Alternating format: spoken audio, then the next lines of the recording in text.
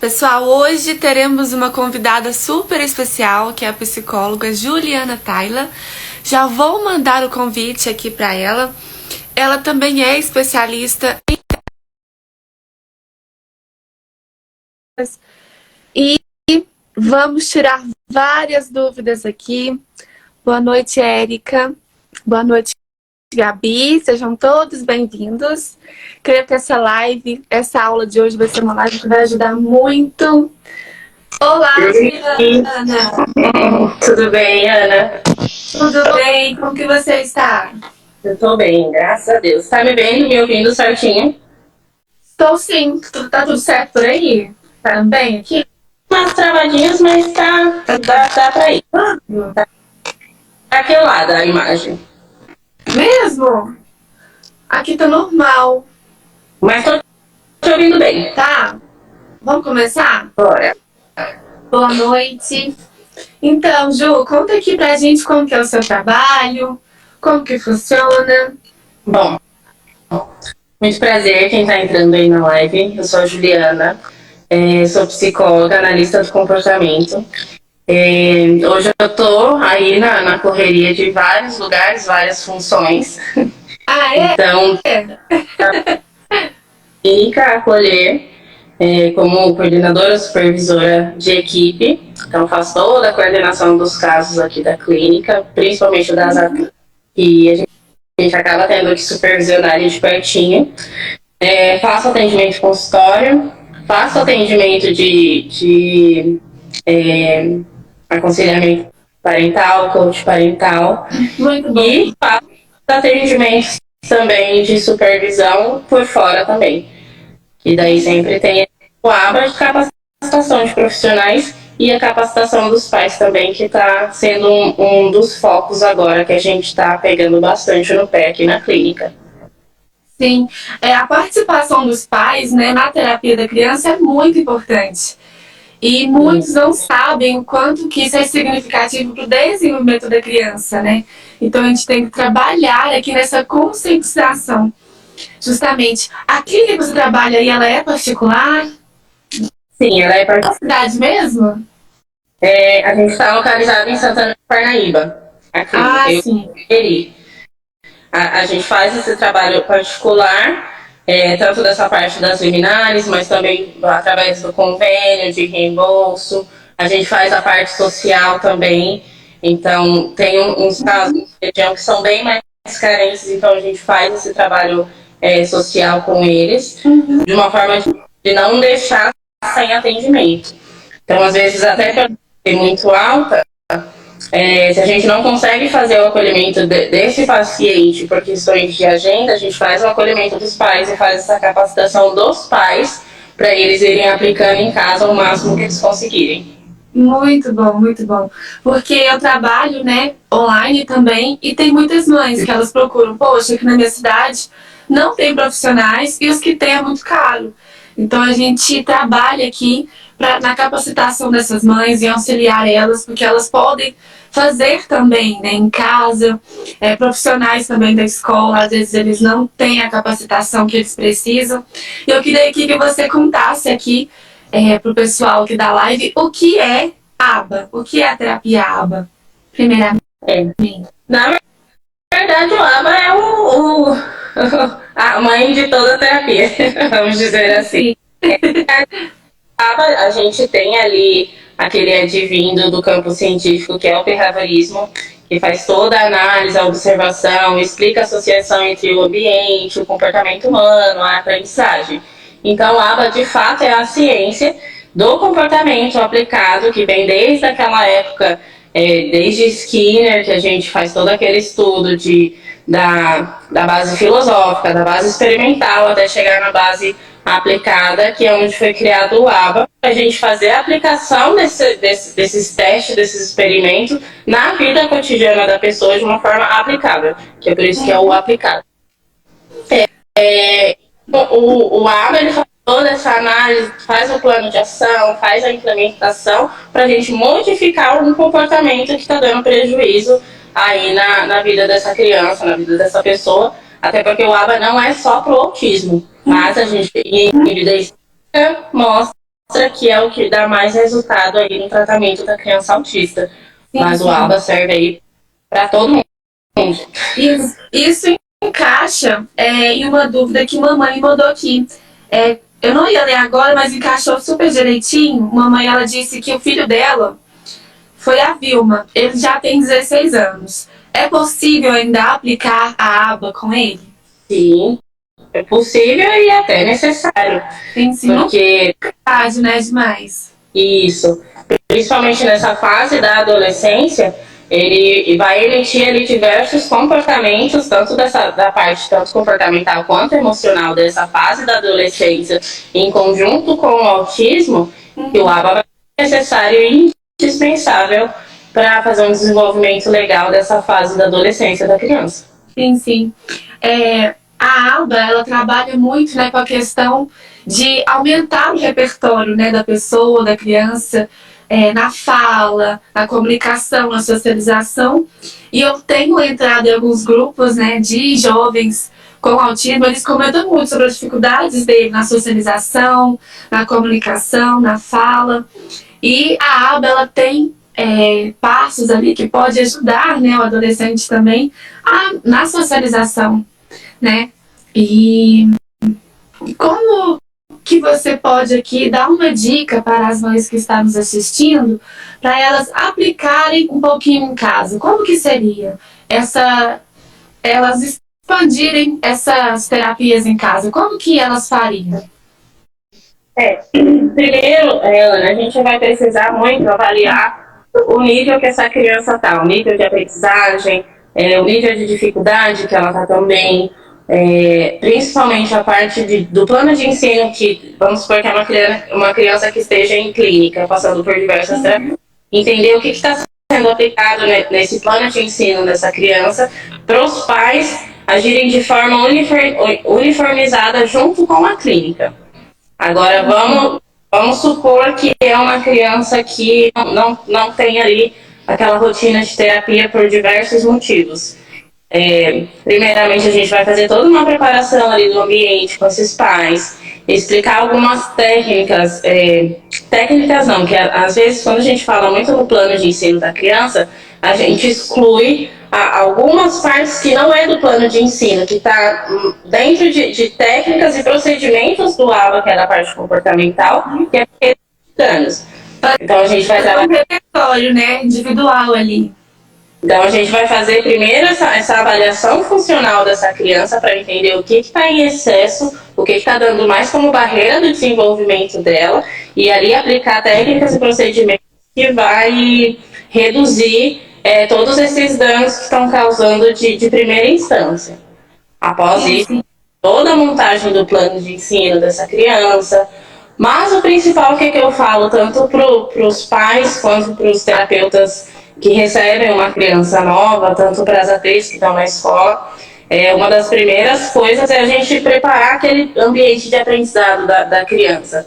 Então, garantir que ali a gente vai ter o material adequado para usar com ela, os reforçadores dessa criança é muito importante, principalmente em casa, para a gente usar esse reforçador a favor dessa criança e não fazer com que ela tenha comportamentos inadequados por conta daquele reforçador. Então a gente precisa desses reforçadores de fácil acesso para a gente utilizar com ela de uma forma funcional. Pensar e avaliar. São os brinquedos que ela goste, né? Aquilo que chama a atenção dela. Que ela tem, na maioria das vezes, dentro do autismo, a gente chama de hiperfoco. Então isso vai ser um dos maiores indicadores dele ali dentro da terapia ou em casa. Em casa, é muito importante a gente pensar como a criança já tem a casa como um ambiente de conforto, de confiança, a gente precisa avaliar a logística dessa casa. Então, separar ali um lugarzinho que ela entenda que ali é o lugar dela, por mais que seja uma forma de brincadeira, é um lugar que ela vai ter alguma demanda ali, que ela vai ter alguma aprendizagem. Entendi. Então, mesmo que esteja em casa, é bom separar um momentozinho ali, um horário também, um horário e um local? Rotina. A maioria das minhas crianças eu incluo muito a rotina visual, porque é muito mais fácil dela ter essa autonomia de olhar que essa hora aqui é a mesma coisa da escola. Essa hora aqui talvez é o horário de eu fazer a atividade da escola. Então ali a gente já com a previsibilidade dela, preparando ela para sair, de repente ela está num momento de descanso, um momento livre, e do nada a gente tirar ela para ir fazer uma atividade escolar, ela vai ficar muito frustrada. Então a gente sempre está trabalhando ali com bastante previsibilidade. E a gente pensar em avaliar em toda essa logística que a gente vai trabalhar com essa criança já é uma parte muito importante para onde a gente vai aumentar essa motivação dela também. Sim, sim. Em questão de mudar ali o repertório das atividades, é bom sempre colocar um cronômetro também para a criança, né? Uma dica muito boa. Olha, aqui 5 minutos, quando der aqui o horário, você vai largar a televisão, o celular. E como você comentou, né, sobre reforçadores. Opa, travou? Voltou? Voltou, agora voltou. Você comentou aí. E isso. Ah, sim. Então a gente pode usar ali o tempo, né? E falar para a criança: olha, daqui 5 minutinhos, colocar o cronômetro, você vai largar a televisão, o telefone, o brinquedo, e você vai arrumar. E você vai fazer atividade, você vai para a escola. É sempre bom trabalhar com rotina e mostrar para a criança, né? Visualmente. Algumas mães, elas têm dificuldade na comunicação e na troca de atividades, então é sempre muito bom usar o visual, usar desenhos, né, fotinhas, cronômetro, tudo isso para ajudar na previsibilidade. Isso, a rotina visual, a questão do timer, a questão da economia de fichas, são tudo isso que a gente aumenta aí essa previsibilidade. Sim. Aí, depois que a gente pensa ali de toda aquela parte da logística, de como vai ser, aonde vai ser, o horário que vai ser, a parte principal é a gente tornar aquele ambiente de aprendizagem da criança reforçador. Porque vamos imaginar ela, de repente, tem a sensação que aquele quartinho vai ser só para ela fazer atividade e só demanda, só atividade, só demanda, e daí vai começar a ficar um ambiente extremamente aversivo para ela. Então é importante que aquele ambiente seja o reforçador da criança. Então a gente sempre vai começar ali com um pareamento positivo de ambiente, lugar e pessoa que está fazendo com ela. Tem que ser tudo agradável, né? Não pode ser aquele tete-a-tete, aquele fogo a ferro. Tem que estar interativo para a criança, né? Tantos materiais usados, né? Então, por isso que eu falo sempre sobre a aula um pouco mais naturalista, né? Não precisa ser só numa mesinha, né? Sentado na cadeira. Pode ser no chão com a criança, brincando com ela e reforçando ali o aprendizado na brincadeira com a criança também é super importante. Também a aba naturalista, o aba estruturado de fala, a gente também vai falar um pouquinho aqui dessas diferenciações. Mas vamos explicar a parte do primeiro início daí dos pais, aí eu já... E essa fase que a gente fala de tornar o ambiente reforçador é justamente a fase de vínculo.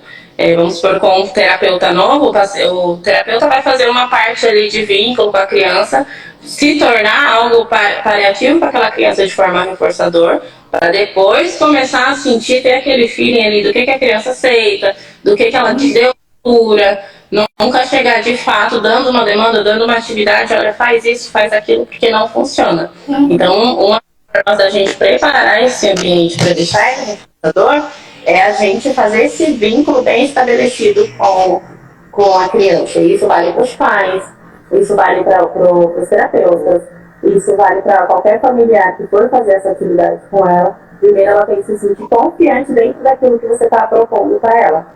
E aí já começa ali a parte terapêutica. Sim.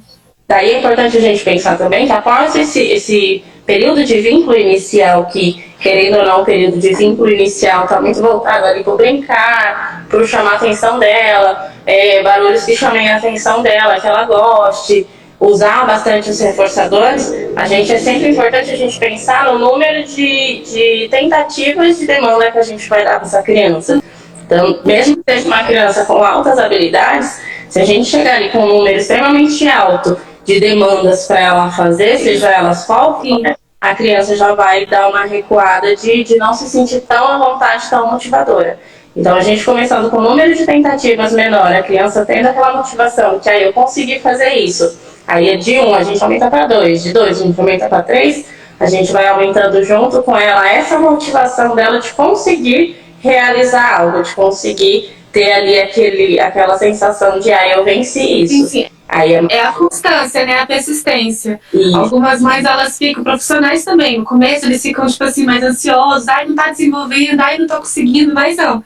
É a persistência ali, a constância que vai fazer a criança ali desenvolver, que ela vai conseguir aprender, porque é no tempinho dela, né? Que ela vai desenvolvendo ali, evoluindo. Então, para as mamães que estão aqui, para os profissionais também, não se assustem na demora que pode parecer o desenvolvimento, porque é a persistência, é a constância. Me lembrou muito o primeiro aluno que eu tive, ele gostava muito de encaixar qualquer coisinha em buraquinhos, sabe? Uhum. E lá não tinha materiais assim, desse jeitinho que ele gostava, então eu peguei uma caixa de sapato, coloquei alguns desenhos que ele já gostava de caminhão, tudo certinho, por exemplo, caminhão vermelho, verde, amarelo, e ele encaixava o caminhãozinho vermelho na bolinha vermelha, por exemplo. A gente trabalhava ali, né, a percepção visual de cores, a visomotora dele, e foi algo que eu fiz, tipo assim, com uma caixa de papelão, de sapato ali, com tinta guache e papel. Foi super assim, baratinho, comprei só a tinta e deu super certo. Ele evoluiu, ele começou a ficar mais sentadinho, ele não sentava, aí ele sentou e foi interessando. Eu usei 2 reforçadores, né, que é o encaixar as coisinhas dos buracos e o caminhão, que ele amava caminhões. Então usei 2 coisas que ele gostava a favor de desenvolver ele. Então ele passou a querer ficar mais tempo sentadinho, fazendo atividades, porque é algo atrativo para ele, né? Isso é muito importante. E é o que a gente falou no início aqui, a gente esse exemplo que você deu a gente tá usando esse hiperfoco de uma forma funcional para ele.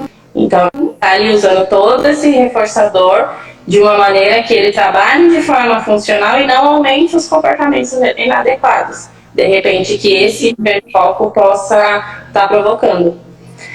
E daí, falando também dessa parte que você falou, do tempo de espera tanto dos profissionais quanto dos pais, essa expectativa de quando que ele vai conseguir fazer tudo, quando que ele vai evoluir tudo. E até dentro dessa parte da gente começar com uma tentativa menor, eu já tive muitos casos até de terapeutas mesmo, que eu faço a supervisão, que tá muito preocupado com essa questão do tempo. Tem que entrar na sessão e tem que ficar ali o tempo determinado, 1 hora. Se é 1 hora, vai ficar 1 hora inteira. Se é 45 minutos, vai ficar 45 minutos todo. E é o que eu sempre explico. Essa questão, até principalmente quando a gente está iniciando uma intervenção com a criança, que a gente se desprender dessa questão do tempo. Porque às vezes a criança ficou ali à vontade, motivada, sei lá, durante 20 minutos da sessão. E dali a gente já teve um feeling que a criança já não está mais tão motivada, já não está tão engajada e está vendo que quer sair do consultório, que quer sair daquele ambiente, a gente já vai ali diminuindo a demanda e pode liberar essa criança para ela voltar na próxima vez, entendendo que a gente sabe respeitar o tempo dela, sabe respeitar o limite dela. Isso é muito importante. Falamos juntos. Mas é uma coisa que muitos não têm, né, aquela consciência. Né? Porque geralmente, às vezes a criança ela vai ficar mais resistente, né, a fazer atividade e tudo mais, mas quanto mais você obrigar ali, forçar mesmo a criança, você pode causar ali um outro transtorno, uma resistência maior, até mesmo ela entrar na sala, né, na clínica, ou querer ficar no cantinho que você preparou para ela. Se você ficar forçando ela demais, aquilo vai ficar traumático para ela, ela não vai querer voltar. Então ali está a base do reforço positivo, né? Tem que ser atrativo para a criança, porque antigamente usavam muito fogo a ferro, né? Eu falo e você obedece, e aquela coisa mais rígida. Isso, e isso funciona. Que é o caso de várias famílias que também já chegaram até mim, tem um certo preconceito do ABA. De falar, não, eu não gosto do ABA porque o ABA é muito, muito rígido. E daí a gente tem que desconstruir toda essa parte de que não. Hoje o que a gente faz não é aquele ABA mesinha que eles falam, mas a gente tem ali um trabalho. O que traz essa percepção de que pode ser uma coisa mais rígida é que vai diferenciar o tipo de técnica que a gente está usando ali. Então, vou tentar dar um exemplo para a gente tentar entender ali do ABA naturalista e da tentativa discreta, que é o reforçador ali imediato com essas trocas imediatas que fazem com que achem que é meio que robotizado o atendimento. Então, vamos supor que é uma criança que tenha uma resistência à demanda muito alta. Dificilmente a gente vai conseguir usar ali uma tentativa discreta por conta dessa resistência. Então a gente vai voltar para o ABA bem mais naturalista, seguindo ali a liderança da criança, fazendo com que ela se sinta à vontade. Agora, dependendo do plano de ensino, dependendo do marco de desenvolvimento que essa criança está, a gente vai usar ali a tentativa discreta para a gente conseguir um avanço até subir o nível dela dentro daquele plano de ensino para ter uma aprendizagem melhor. Então vai variar muito da criança, vai variar muito do atendimento, vai variar muito do plano de ensino daquela criança, mas mesmo dentro, vamos supor, da tentativa discreta, que conhecem como algo mais rígido, ainda assim a gente faz a mescla junto com o ABA naturalista, porque precisa se sentir à vontade naquele ambiente. Então é o que eu sempre explico para minhas ATs. A gente precisa sentir aquele paciente, a gente precisa ter feeling sobre aquele paciente, a gente precisa conhecer aquele paciente. Então, saber um pouquinho da história, do que gosta, entender um pouquinho dos limites dessa criança, para a gente conseguir fazer um atendimento ali completo e uniformizado. Porque às vezes até se a gente tem um paciente na clínica, um terapeuta que não conhece o paciente, vai lá, pega, lê o plano de ensino e tenta seguir a risca ali, sem conhecer o paciente, sem entender a vida daquele paciente, a estrutura familiar daquele paciente, o atendimento também não funciona. Então, o primeiro passo é conhecer a criança, né? Conhecer a criança e ir adaptando o repertório, a análise comportamental, através do conhecimento que você tirou dessa criança, do checklist dela. E eu brinco até com as mães que elas são quem mais conhece, né, a criança, pai, mãe. Eu falo com eles, não, vocês podem ser os melhores terapeutas para os seus filhos, porque vocês conhecem eles como ninguém. Então tá aí a importância da capacitação, da gente levar conhecimento mesmo, para abranger mais essa questão de profissionais multidisciplinares, né? Que é sempre importante ter profissionais ao seu lado, mas é super importante também os pais reforçarem isso em casa, reforçarem o conhecimento, as terapias em casa. Isso é super importante. E uma das coisas também que eu acho que é válido ressaltar sobre essa questão da capacitação dos pais. Principalmente antes da pandemia, depois da pandemia a gente conseguiu dar uma inserida dos pais a mais nessas terapias, porque a gente passou por um período ali totalmente online, onde a gente ensinava aos pais, eles aplicavam. Então eu senti que foi um momento que a gente, mesmo distante, aproximou ali os pais dessa terapia. E até mesmo depois da pandemia, que a gente voltou com os atendimentos presenciais tudo, vem alguns pais até meio que já condicionados a não entrar na terapia do filho. Não, tenho que ficar na recepção porque não é autorizado a gente entrar. E eu acho que é importante, muito importante a gente conscientizar esses pais que eles podem estar sim nas terapias. Eles não precisam de permissão para assistir às terapias dos filhos. Claro que em alguns momentos, algumas intervenções, a gente vai precisar ali dar uma distanciada, atender a criança sozinha, dependendo do método que a gente... Do método não, dependendo do... Ai, fugiu a palavra. Dependendo do que a gente quer, e dependendo do que a gente quer com a criança, claro que às vezes, pela criança mudar ali o comportamento com os pais, a gente não vai conseguir ter o resultado que a gente está esperando. Mas a ideia é que se generalize todo esse comportamento da criança. Então, o máximo que a gente conseguir trazer esses pais para dentro do consultório, ensinar ali na prática para eles, olha, a gente faz assim para conseguir esse resultado, a gente faz assim para conseguir um contato visual, a gente faz assim para conseguir um vínculo, e também deixar os pais confortáveis de saber o que está acontecendo dentro de terapia, tem sido uma das coisas essenciais aqui na clínica para a gente conseguir esses avanços. Isso é muito bom. Isso é muito bom. Nem todas as clínicas elas têm essa visão, né? E isso é super importante, tá? Ali agregando os pais, colocando eles para dentro do conhecimento e das terapias, isso é muito bom, até mesmo para a criança, ela pode se sentir mais confortável, né? Sim. Com os pais também. E o principal, né, Ana, da gente generalizar esse comportamento das crianças, porque às vezes a criança fica extremamente ali, funcional dentro do consultório durante aquele período, mas em casa não está realizando esses comportamentos, essas aprendizagens de forma funcional. Então, o máximo que a gente consiga trazer esses pais para eles aplicarem e a gente fazer ali tudo igualzinho, tudo uniformizado, é onde a gente vai ter uma solução bem mais rápida dessa criança. E essa questão da mudança do comportamento tipo assim, da criança com o pai ou com algum profissional, como que você pode dar aqui uma dica para a gente poder melhorar isso? Por exemplo, algumas vezes as crianças elas não querem fazer, né, com o pai e com a mãe, porque está em casa, e quer o telefone, quer a televisão, quer o videogame, e faz uma birra e não quer fazer atividades. Como que você indicaria aqui para os pais conseguirem fazer de forma funcional ali as atividades?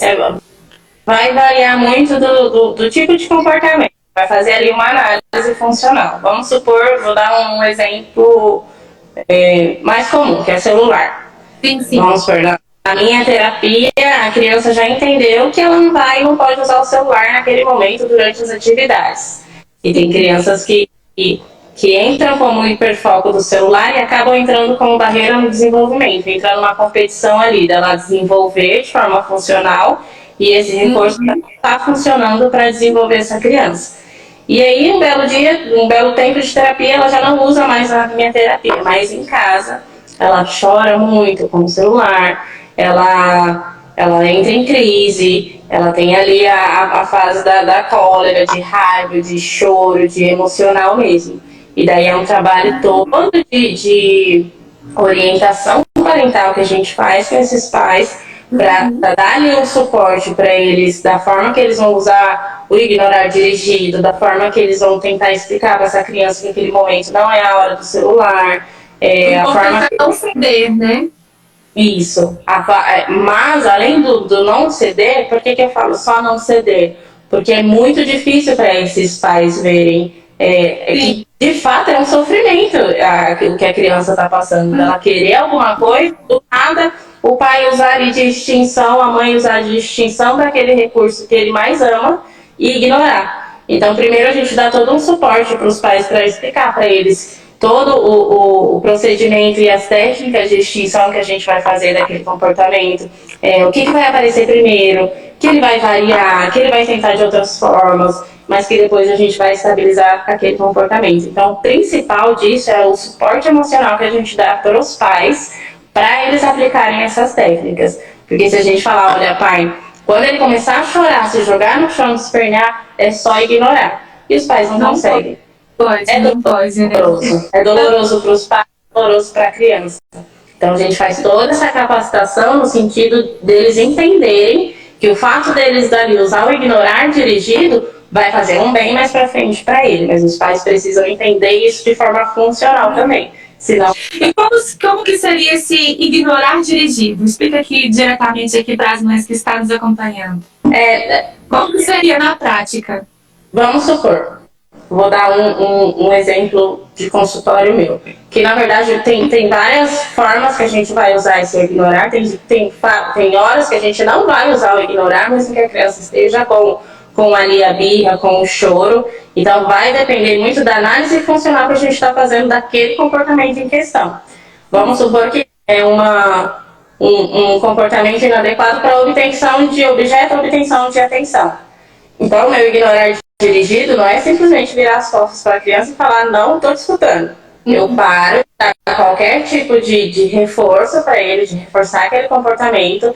Então, ó, fulano, a tia não entende assim, a tia tá aqui, mas eu vou esperar você se acalmar. E dali eu já tiro os reforçadores, inclusive o meu, de contato visual, de pegar no colo, de fazer carinho, mas ali do lado dele para ele entender que ele tem um suporte, que ele não está sozinho naquele momento de emocional dele. Porque senão a gente já acaba provocando, se a gente faz o ignorar total, a gente já acaba provocando uma outra questão emocional na criança. De que de rejeição. não posso chorar que ela me rejeita. Então, ignorar de mim é justamente isso. A tia tá aqui, mas eu não entendo quando você faz isso. Eu vou esperar você se acalmar. Sim. E daí ele vai se acalmando, ele vai se regulando. Dependendo do que ele quer, eu pergunto, o que você quer? Aí faço ele pedir de forma funcional, tia, eu quero tal coisa. E daí eu vou lá e forneço o que ele quer porque ele pediu de forma funcional. Ou se for para uma resistência de demanda, porque ele não quer fazer a demanda para ter o objeto reforçador. Ele se acalma, cumpre pelo menos uma, que a gente sempre diminui a demanda, para a gente não perder a demanda, é mais fácil a gente diminuir naquele momento que está sentindo que ele já chegou no limite, a gente diminui, nem que seja uma coisa, um encaixe, pronto, fez e toma aqui o seu reforçador de forma. É importante segurar a criança só se ela estiver debatendo, né, a cabeça ou se machucando. Que aí entra questão, né? Isso, entra muito, Ana, no que a gente falou no início, da gente pensar na logística e conhecer o paciente. Então, se eu sei que é um paciente que ele tem a conduta de bater a cabeça, de se jogar, aí eu já vou pensar em toda aquela logística. De não deixar ele próximo da parede, de ter um tapete ali mais fofinho, caso ele se jogue, para ele não se machucar e eu não ter que segurar de forma imediata, porque também já é um reforçador, porque ele conseguiu ali a minha atenção, o aconchego ali da minha atenção de segurar ele. Então entra muito no que a gente falou no começo, de conhecer bem a criança e pensar na logística do ambiente. Sim, sim. Isso entra numa dúvida aqui de mamãe, que é a Beatriz. Ela falou assim, meu filho está batendo nas pessoas e está mordendo também. Aí ela queria saber como que as terapias ABA, né, a terapia ABA, poderia ajudar nesse comportamento inadequado dele. É o que eu sempre costumo falar para os pais, Ana. Um comportamento ele nunca é isolado. Então, provavelmente ele não começou a bater e morder do nada. Então, a gente tem que ali fazer uma análise funcional em qual momento, o que provoca esse gatilho de morder, o que as pessoas estão fazendo depois que ele morde. Então, às vezes é uma chamada de atenção, às vezes é uma fuga de alguma situação que ele não está ali sabendo lidar com aquela... Pode ser uma sensibilidade sensorial, né? A pessoa está gritando, falando alto perto dele, pode ser N questões. Então, antes da gente análise. Fazer uma intervenção, a gente precisa fazer análise funcional, mas o que eu costumo dizer é sempre evitar que o comportamento aconteça. Então, vamos supor, a gente está ali no ambiente, ele já tem ali um histórico que já está mordendo em alguns momentos. Antes, a gente já consegue ter a previsibilidade ali de quando ela está desorganizando e ela vai tentar fazer uma mordida em alguém, vai tentar bater em alguém. Então, a gente sempre agir antes desse comportamento, porque se ele acontece, a pessoa que recebe o tapa, a agressão, a mordida, tem uma reação, e dependendo dessa reação, já é reforçadora. Então, a ideia é a gente sempre trabalhar com o antes, começar a observar essa criança, começar a observar os gatilhos, e antes que ela emita esse comportamento, a gente agir de forma funcional antes. E se acontecer de ter a mordida tudo, a gente fazer essa análise aí de como que a gente vai trabalhar com a consequência. Então, vamos supor, eu tive um caso de uma criança que ela mordia os coleguinhas dela porque ela meio que descobriu que quando ela mordia, mesmo que as professoras brigassem com ele, todo mundo voltava a atenção ali para ele.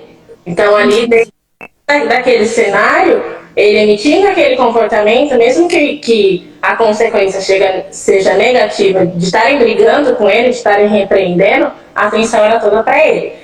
Então, a nossa intervenção era explicar para ele que aquilo não era legal, fazer ele fazer um carinho na criança que ele mordeu, mas a atenção voltada para outra criança que recebeu a mordida. Olha só. E aí ele já começou a ter a sacada que não, eu faço esse comportamento, é o outro coleguinha que está tendo atenção e não eu. Então a gente já começou a colocar esse comportamento em extinção. Mas para isso a gente precisa fazer a análise do porquê que essa criança está tendo esse comportamento. A intervenção é muito individual, né? Muito mesmo. Sim. A Adriana aqui perguntou aqui pra gente se o ignorar dirigido pode se aplicar a uma criança de 1 ano e meio. Sim. Pode. Sim. Mas, de novo, sempre ali fazendo uma análise funcional para entender se cabe de fato ignorar dirigido. Porque vou dar um exemplo de momentos que não cabe. Se a criança está com uma fuga muito grande de demanda e daí ela tem um comportamento ali inadequado para não cumprir aquela demanda, se a gente ignora, se a gente faz o ignorar dirigido, pronto, ela conseguiu a fuga total daquilo que a gente está solicitando para ela. Sim, sim. Então, é muito importante a gente tomar cuidado com essa questão do ignorar dirigido. Sim. A gente tem que mostrar que a gente está ali, né? Que a criança não está sendo rejeitada, mas que aquele comportamento dela não vai ajudar no que ela quer. É essa a questão. E de fato, né? A gente não está entendendo. Sim, sim. A Sheila perguntou aqui, minha filha, assim que vê algo que ela quer, ela sai correndo pela rua. Já me fugiu várias vezes. Pode me ajudar nessa questão? Como eu devo proceder nesse comportamento dela? Tem alguma dica para dar aqui para Sheila? Ela sai correndo na rua, é isso? Isso, ela já fugiu algumas vezes da mãe quando ela vê algo que ela quer. Como que a mãe deve proceder nessas questões? Eu acho que o principal é, principalmente por um fator de segurança, é a gente fazer esse bloqueio da saída, né? Sim. Não deixar isso acontecer. Essa criança saindo na rua, ai meu Deus, que perigo.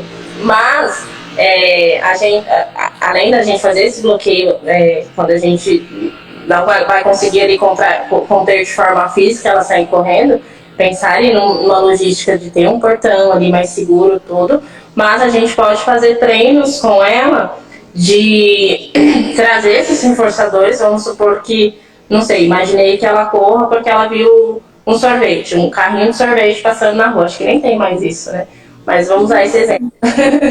Que ela viu o sorvete e saiu correndo. Então a gente pode fazer treinos com ela dentro do ambiente ali, casa dela começar a pedir de forma funcional o que ela quer. Então vamos supor, olha, a mamãe fez tal coisa, tá em cima da mesa. Aí nesse comportamento que ela tem de ir direto pegar, a gente faz ali todo um trabalho dela vir pedir, mamãe, pega pra mim, mamãe, posso pegar tal coisa?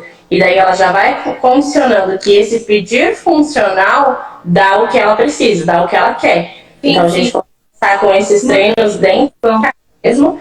E a outra parte em questão é colocar ali não sei, dá pra gente incluir a economia de fichas para ela não ter esse comportamento.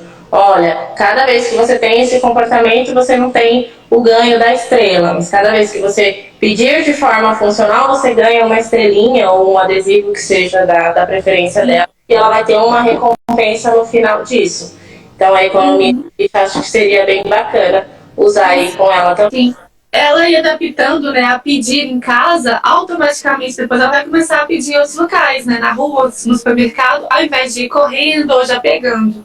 Muito bom. A gente tem que avaliar também como está o comportamento verbal dela, que às vezes se ela é uma criança muito independente, que não tem essa comunicação ali compartilhada com a gente, ela já tem essa autonomia de ir lá e pegar o que ela quer. Então é importante a gente ver também como está a estrutura de casa, a organização, se ela tem acesso a todos os brinquedos dela de forma muito fácil, acesso à questão de alimentação muito fácil, e a gente começar a bloquear algumas coisas para incentivar ela a ter. Então vamos supor que a gente coloque ele vários brinquedos dentro de uma caixa transparente e coloque no alto e ela queira aquele brinquedo, ela não vai conseguir pedir, ou não vai conseguir pegar. Então ela vai automaticamente pedir para a mãe e já vai condicionando esse comportamento de que ela precisa pedir para alguém para ela conseguir alguma coisa também. As mães, elas têm muito disso, de identificar, né, o que o filho, a filha quer só no olhar ou só no gesto. Então é sempre bom quando você identificar, não dá logo o que ele quer, mas estimular a comunicação dele ali, estimular o pedir, né, o apontar, porque isso é super importante, porque você intervindo em casa dessa forma, vai evitar algumas questões dessas, né, fora de casa. Muito bom. A Fabi, ela mandou uma dúvida aqui pra gente. Pessoal, pode mandar mais dúvidas, tá? Aqui na live. Eu vou ler algumas também que está aqui no meu grupo do WhatsApp. Algumas mães mandaram umas dúvidas, vou tentar ler todas. Aqui, a Fabi perguntou: meu aluno está jogando objetos quando não quer fazer atividades. O que é melhor a se fazer? Em uma sala de aula podemos dar uma atividade diferente para a criança ou tem que ser o mesmo das outras crianças? A gente vai avaliar novamente ali igual a gente falou lá no início, que para a gente ter ali um vínculo, a gente precisa fazer um pareamento positivo e começando de forma gradativa essas demandas. Então a gente vai ter que avaliar se o conteúdo escolar, se a grade curricular dele não está em excesso, não está muito puxado para ele. Porque às vezes ele está tendo esse comportamento por um simples comportamento de frustração, de não conseguir fazer. Então a primeira coisa é a gente avaliar como que está essa demanda para essa criança, se não está muito em excesso. E aí sim a gente pode fazer uma adaptação curricular, seja de uma maneira de mudar a abordagem que a gente aplica, mas não o conteúdo, ou se a gente vai mudar de forma total o conteúdo adaptado para ele. Eu acho que essa análise da criança, assim, e adaptar as atividades é super importante. Até mesmo se a criança, ela acompanha algumas coisas da classe. Por exemplo, eu tive um aluno que ele fazia de forma correta as continhas. Só que a turma fazia, por exemplo, 30 continhas, né? Era do quarto ano, fazia 30 continhas em uma hora. Aí eu colocava umas 15 continhas para ele, porque ele sabia fazer, mas não aquela demanda toda, porque aquela demanda toda, ele ficava estressado, ele queria bater a cabeça na parede, era muita informação para ele. E aí entra nisso da adaptação, que às vezes a adaptação, quando a gente fala em adaptação, fala que vai fazer a criança fazer tudo diferente do que das outras crianças. E na verdade não é isso. A adaptação também pode ser dessa maneira. Ela vai fazer as mesmas coisas que as outras crianças, mas a abordagem que a gente vai usar, as técnicas que a gente vai usar, vão ser diferentes. Então, às vezes, uma diminuição de demanda já ali resolve o problema, mas ele sabe fazer tudo aquilo. Agora, vamos supor que é uma criança que só está com resistência ali à demanda, mesmo que pouca, e ela joga para fugir. Aí a gente vai ter que dar ali um custo de respostas para custo de respostas para essa criança, que é ali um trabalhinho físico. Ela jogou, ela vai para buscar e pegar. Se ela jogar 10, ela vai pegar as 10 vezes. Na 10ª vez ela vai falar: não, estou cansada, eu não vou mais jogar porque dá muito trabalho eu jogar esse material. Mas aí tem que ser feita uma análise aí funcional para a gente entender se é uma carga ali, um excesso, ou se é uma fuga de demanda mesmo que curta. Sim, sim. Eu tive uma aluninha, me lembrou muito dela agora. Ela já chegava na escolinha, era uma escola particular. Ela tinha dificuldade em entrar na sala de aula. Ela não gostava da sala de aula. Então ela já chegava, largava a mochila e ia sair correndo. Aí tinha que caçar aonde ela estava. Aí o que eu passei a fazer? Passei a pegar ela onde ela estava, ela ia lá buscar a mochila e depois ia para a sala. E no início chorava, né, fazia a birra. E no final do ano, ela não estava indo bonitinha levando a mochila para a sala direto. Então é constância, foi meses fazendo. Mas funcionou.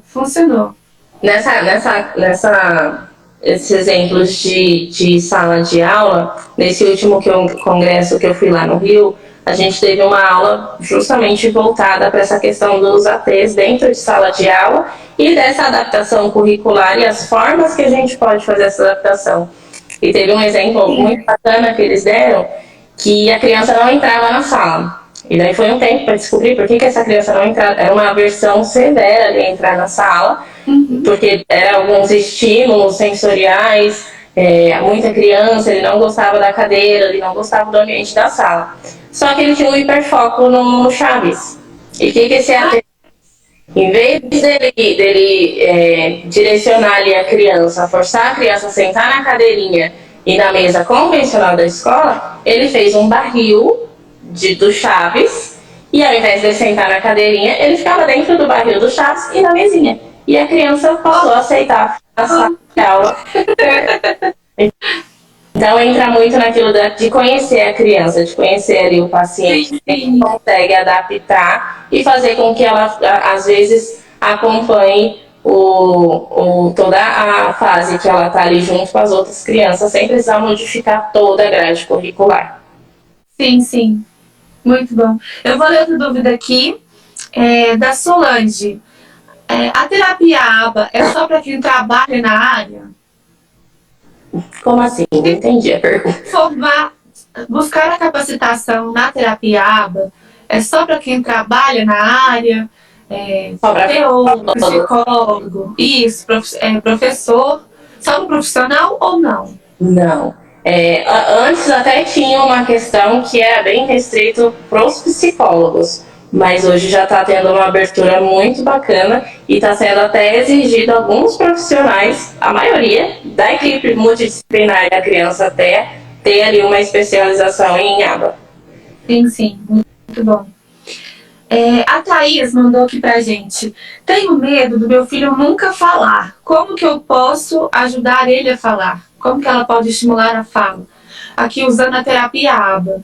A gente vai fazer realmente, né? Voltar lá no início. Tem que ser, né, uma intervenção ali individual, repertório comportamental individual daquela criança, porque se ele não fala, ele se comunica de forma verbal, de forma não verbal também, como por exemplo apontar ou não, a questão de estimular o contato visual, é muito abrangente, né, essa questão da fala.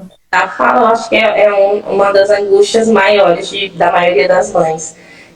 Mas a gente precisa entender que a comunicação não vai ali só da fala, só do verbal, tem outras maneiras de comunicação. Essa criança pode se comunicar perfeitamente com qualquer pessoa. Mas antes a gente precisa ali avaliar a questão da idade, dependendo se for muito novinho, já iniciar ali a intervenção precoce, porque cada tempinho conta para essa criança aí desenvolver essa parte de neuroplasticidade dela. Então, a partir de 1 ano e meio já pode ali começar a intervir, não é? Com essa terapia. Então, a dica principal em casa, meu filho não fala e algumas famílias acabam perdendo o costume de falar com essa criança, igual a gente falou. Os pais olham e já sabem o que ele quer. Então, ali sem estimular essa questão dele vir até nós, dele pedir de alguma forma, dele apontar. E se ele não fala água, mas ele fala estimular isso. Se uma vez ele falou para água, nas próximas vezes estimular que ele continue falando esse e aumentando aí esse repertório até sair de repente uma água. Então, mesmo que ele fale, usar outros meios que ele possa se comunicar com a gente, usar dessa atenção ali compartilhada para a gente ir trabalhando ali o cérebro dele e fornecendo ali uma ajuda até para a neuroplasticidade dele continuar em funcionamento ali bem rápido. E isso no dia a dia, né? Pode ser em qualquer lugar, vai ali estimulando, né, o contato visual, que eles está tendo, né, um grande questionamento sobre estimular o contato visual. O que você me diz? Tem alguns profissionais falando que não é tão bom porque isso dói no autista, que tem alguns autistas adultos reclamando sobre isso. Qual que é a sua ideia, a sua posição sobre isso, Ju? Na verdade, eu já atendi e atendo ainda alguns pacientes adultos autistas, e eles me trouxeram algumas sensações que ele tem sobre esse contato visual, mas primeiro eu vou falar da parte da criança. Quando a gente fala da estimulação do contato visual, não de fato a gente vai fazer a criança olhar ali e ficar um período inteiro olhando pra gente. Então, o que a gente vai estimular? A criança fazer aquele rastreio visual, vamos supor como chama? De bolhas. Sim. De fazer bolhas pra criança. Aquela de soprar que você fala? Fugiu o nome. Fazer com que ela siga a bolinha, fazer com que ela tenha ali a esfera de você assoprar. Então, se você está ali fazendo a expectativa de assoprar, enquanto você está fazendo a expectativa de assoprar, ela não está necessariamente olhando para você, mas ela está fazendo esse direcionamento para entender o que você está fazendo. Então, essa é a introdução do contato visual, para ela entender o que está acontecendo no ambiente dela. Então, vamos supor, eu tenho o costume de Quando eu falo para a criança, bate aqui, às vezes ela tá olhando assim e bate assim. Eu falo, não, olha para onde você está batendo. Aí ela olha rapidinho, bate e já desvia. Isso já é uma conta. Então, quando a gente fala de contato visual, eu acho que ainda estão cobrando muito que eles parem e fiquem ali de forma fixa falando com você. E às vezes ele está prestando muito mais atenção no que você está falando sem te olhar fisicamente, fixamente. Mas só dele te olhar, ver o que você está fazendo e desviar, mas continuar ali na atenção compartilhada, já é um contato visual também. Então a gente pode continuar assim estimulando, né, o contato visual, mas sem exigir demais da criança. Sempre respeitando ali o limite dela. E voltando dessa parte do adulto, teve uma vez, eu já fiz depois de fazer um longo período de terapia ali com ele, convencional, ele, depois de um tempo, eu percebi que ele começou a ter um contato visual melhor comigo. E eu questionei isso. Falei, você percebeu que ele passou um tempo, você está tendo um contato visual bem melhor comigo? Como que você tem percebido isso? Como que você tem sentido isso? E ele explicou para mim que quando ele olha de fixamente uma pessoa durante um período de tempo ali mais prolongado, é como se ele tivesse invadido a privacidade daquela pessoa e a pessoa tivesse invadido o espaço dele. Então, mesmo? Quantos anos ele tem? Ana, ele deve estar agora com uns 43. Ah, sim. E aí você percebe que ele precisou de um período de vínculo, de confiança comigo, para a gente fazer esse contato visual e ele se sentir confortável. E numa criança da mesma forma, ela precisa se sentir confortável a ponto da gente não invadir o espaço dela, cobrando esse contato visual contínuo. E ela precisa ter uma confiança com a gente também, para saber se ela vai ter ali se sentir confortável de ter um olhar fixo com a gente. Mas não necessariamente que o contato visual que a gente vai exigir inicialmente é que ele fique ali de uma forma contínua nos olhando, mas sim prestar atenção e ter aquela atenção compartilhada. Sim, sim. Novamente, né, o reforço positivo, respeitando o limite da criança, né, do adulto ali. Tanto que vamos supor, no treino que a gente faz para responder pelo nome. Então, de repente, eu estou ali com o reforçador dele. Vamos usar de novo a bolha de sabão. Então, eu vou fazer a bolha de sabão, chamar o nome dele, ele olhou, o reforço dele vai ser a bolha de sabão. Então, ele está trabalhando o nome dele, o olhar para a gente com o reforçador. E aos poucos ele vai passar esse pareamento positivo com o reforçador e está olhando para a gente quando a gente chama pelo nome dele. Ju, foi mandado algumas dúvidas no seu Instagram, você quer compartilhar elas aqui com a gente? Ana, se eu te falar, quem me mandou vai brigar comigo.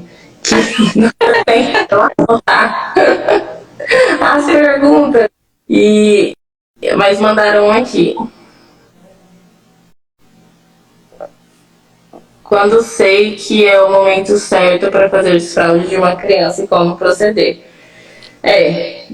Entra ali em diversas áreas de análise também, dependendo do incômodo da criança, dependendo do entendimento que aquela criança tem, da comunicação que ela tem. Também dá para a gente usar as outras áreas como apoio, tanto da TO quanto da fisioterapia. E daí entender como que essa criança está, se ela se sente pronta, se a gente vê que ela se sente ali confortável daquele desfraude, e fazer ali um cronograma bem certinho, algumas aproximações sucessivas antes de tirar a fralda totalmente. Eu costumo fazer também da gente observar, da gente ver, mesmo com a fralda, fazer a análise funcional de quando ela faz, o período que ela faz, tudo antes da gente tirar a fralda para a gente entender se ela já tem ali um controle, se ela já tem um tempo certo, se ela tem uns comportamentos de previsibilidade. Vamos supor, se é uma criança que já entende que ela está fazendo ali o cocôzinho dela e ela se isola, ali ela já tem um entendimento do que ela está fazendo, então já dá para a gente ir direcionando para o banheiro, se ela já tem um controle ali da noite, se acorda já sequinha.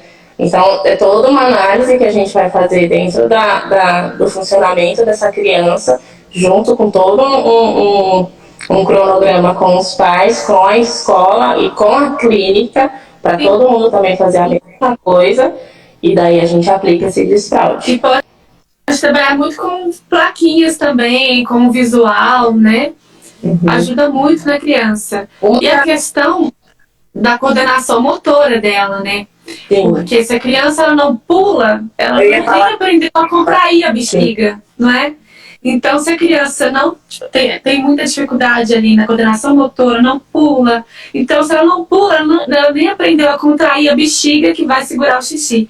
Então, essas questões de desenvolver a criança ali de forma abrangente, né, que é mostrar as plaquinhas, o contato visual, ela entender o que é o banheiro, né, assentar no vaso aos poucos. E a questão da coordenação motora também é muito importante na questão do desfraude. É por isso que é tão importante a parte também, né, da equipe multidisciplinar. Porque às vezes vamos supor que a criança de fato tenha tudo isso da parte da coordenação motora, dessa parte física, mas tem ali uma resistência que bate no comportamental, ou vice-versa. Então a equipe ali precisa estar bem unida para entender o que está acontecendo, se é comportamental, se é fisiológico, se é uma questão motora, para a gente conseguir fazer o desfraude de uma forma positiva para essa criança e não ficar aversivo. Sim. Porque pode tornar algo traumático, né, também. Semana passada eu fiz uma caixinha e caiu muito uma pergunta de aba ou Denver. Ah, sim. Eu acho que é importante a gente esclarecer também. Uma das coisas principais que a gente precisa ter em mente é que não dá para a gente fazer Denver sem aba. Porque o ABA, como a gente falou lá no início, é a ciência que faz todas essas aplicações da base comportamental da vida cotidiana de forma aplicável. E a diferenciação aí maior que a gente tem entre o ABA e o Denver é que o Denver é para estimulação precoce, então ele é bem mais naturalista, mas como a gente falou lá no início também, o ABA hoje já está bem naturalista. Então a gente passa a metodologia que é do ABA, que foi criada para intervenção precoce, de uma forma aí com acho que quase todos os pacientes a gente tem feito essa mescla. As intervenções hoje estão mesclando o ABA com o Denver, né, praticamente. Sim. Que não é nem mesclando, é que, igual a gente falou, não dá para fazer Denver sem ABA. A única coisa que está feito é deixar o ABA também cada vez mais naturalista, tirando aquela visão de que o ABA é uma coisa rígida. Tanto que tem mães que falam, eu não quero ABA, eu quero Denver. E daí a gente tem que fazer toda aquela desconstrução para ela entender que o Denver também é ABA. Sim. A Gabi mandou uma perguntinha aqui, a última. Espalhar imagens ajuda? Meu neném não fala nada e quando nervoso me agride às vezes, é bem difícil. Não consigo a comunicação. A gente seria bom a gente saber a idade dessa criança, né? Quantos anos ele tem, Gabi? Agora, a questão das telas, né, ela comentou aqui também, as telas, elas prejudicam muito o desenvolvimento da criança, então é bom sempre ali regrar a quantidade de telas, né. A criança atípica, ela tem ali uma porcentagem, né, de concentração muito menor. E se você coloca as telas podem diminuir essa capacidade de concentração da criança. E a capacidade de concentração vai atrapalhar ela a se comunicar, né, a falar, entre outras questões. Gabi, eu acho que o principal é a gente entender esses momentos, o porquê que ele está nervoso. Começar ali a avaliar esse antecedente dele. Porque a gente conseguindo entender o porquê que ele fica nervoso, a gente vai conseguir fazer uma intervenção ali para fazer uma troca com ele, para ele não ficar nervoso a tal ponto e usar ali de uma comunicação para ele ter o que ele deseja. Nem que a gente faça uma troca aí de tentativa discreta, igual a gente falou no início, que é ele fazer ali o comportamento e ter o reforçador de forma imediata. E nisso a gente até poderia, dependendo do hiperfoco dele, se for muito grande, usar aí esse eletrônico como reforçador. Mas acho que o principal é a gente entender esse nervosismo dele, que é o que a gente vai trabalhar no antecedente dele. Sim. Ela comentou aqui que ele não aceita o não. Tem algumas outras maneiras, né, que a gente pode fazer, ao invés de falar assim, não pega isso, você chamar a criança para poder ficar perto de você, por exemplo. não desce lá ou não vai pra lá. Aí você fala, vem aqui pra mamãe. Né? Ao invés de jogar um não, você trocar por outra frase, né, mais positiva. Se ele tá com essa versão ao não, tenta trocar a frase. Em vez de você falar não, dê outro comando. Por exemplo, não, vai, por exemplo, pegue a bola, ou vem cá perto, ou vem cá brincar comigo. Ao invés de falar não desce aí, não vá pra aí, isso pode ajudar também, viu, Gabi? Que às vezes o comportamento dele não é nem de aversão à situação em si, ele pegou uma aversão ali do próprio não. Sim. Então, outro exemplo que pode usar não sei, um paciente meu chuta uma atividade. Aí eu falo pra ele, você quer chutar? A gente vai chutar a bola. Esse daqui é de fazer tal coisa. Então a gente dá uma função para aquele comportamento dele, para a forma que ele está utilizando aquele recurso. Aí a gente dando outro comando, né? Isso, aí a gente já vai excluindo o não, que às vezes é o próprio não que deixou reforçador. Pode ser uma coisa mega reforçadora para ele, se tiver um não no meio, ele vai desorganizar porque é uma palavra que ficou aversiva para ele. Sim, sim. Gabi, foi um prazer te ter... desculpa, Gabi era a mãe. Juliana, foi um prazer te ter aqui conosco. Ajudamos muitas mães aqui, trouxemos conhecimento. Essa aula foi riquíssima, foi um prazer te ter aqui. Espero que possamos fazer mais lives juntas, ajudar mais mães profissionais aqui. Inclusive até me perguntaram, Ana, se você vai conseguir deixar a live gravada. Porque tem umas pessoas que não conseguiram e queriam ver depois. Então, a live, ela vai ficar no YouTube. Eu vou editar ela e vou colocar lá no YouTube e deixo o link aqui também no Instagram. Perfeito. Tá bom? Daí eu também já divulgo aí pra elas. Sim. Ai, gente, e como que vocês gostaram? A gente tá recebendo aqui que foi boa a live, fico feliz. Fico muito feliz também. Te aguardo pra próxima, viu, Jô? Fico disponível lá no meu Instagram, quiserem lá mandar dúvidas que não conseguiram mandar aqui, às vezes demora um pouquinho, mas eu sempre tô ali esclarecendo a dúvida de todo mundo, pra gente ir se ajudando e compartilhando todo esse conhecimento. Então podem me mandar lá no meu pessoal também, que a gente vai se ajudando. Muito bom. Foi um prazer, viu? Beijo. Prazer foi. Tchau.